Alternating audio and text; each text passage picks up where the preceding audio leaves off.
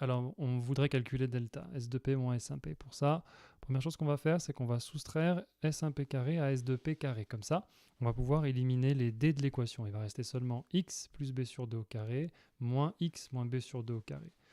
Maintenant, on va utiliser nos identités remarquables. On a quelque chose qui est ici de la forme A2 moins B2. On va pouvoir le factoriser en A plus B, facteur de A moins B.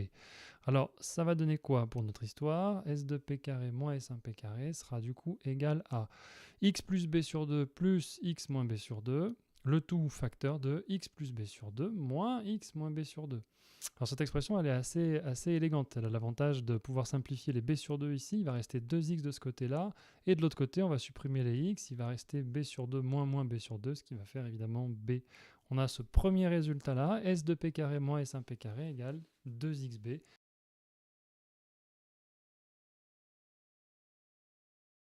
On a réalisé la première partie du travail.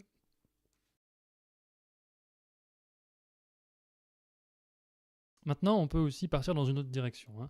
Si j'écris S de P carré moins S1P carré, je peux réutiliser aussi l'identité remarquable pour écrire que c'est S de P plus S1P facteur de S de P moins S1P. Alors, on va commencer par le plus facile. S de P moins S1P, c'est pile poil la définition de delta.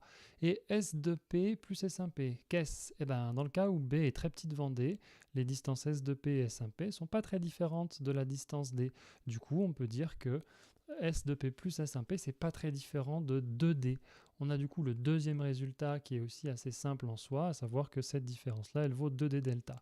Évidemment, S de P carré moins S1P carré égale S de P carré moins S1P carré, et donc 2D delta égale 2XB, on simplifie les deux et on trouve la relation recherchée. Delta égale XB sur D. Alors, on va faire une petite remarque concernant l'approximation, hein. On pourrait se dire c'est un peu gonflé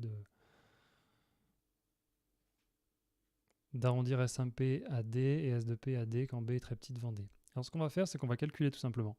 On va prendre des conditions qui sont très très larges, qui n'arrivent jamais, hein. B égale 1 mm, c'est beaucoup trop grand par rapport aux distances habituelles. D égale 1 mètre, c'est trop petit, on prend en général 2 mètres. X égale 10 cm, c'est un peu grand. Quand on utilise ces valeurs-là, on trouve S de P qui vaut 1,005 mètres. Quand on réalise l'approximation, on devrait avoir 1 mètre. L'écart relatif du coup est tout petit, hein, il est seulement de 0,5% entre les deux. Notre approximation est totalement validée.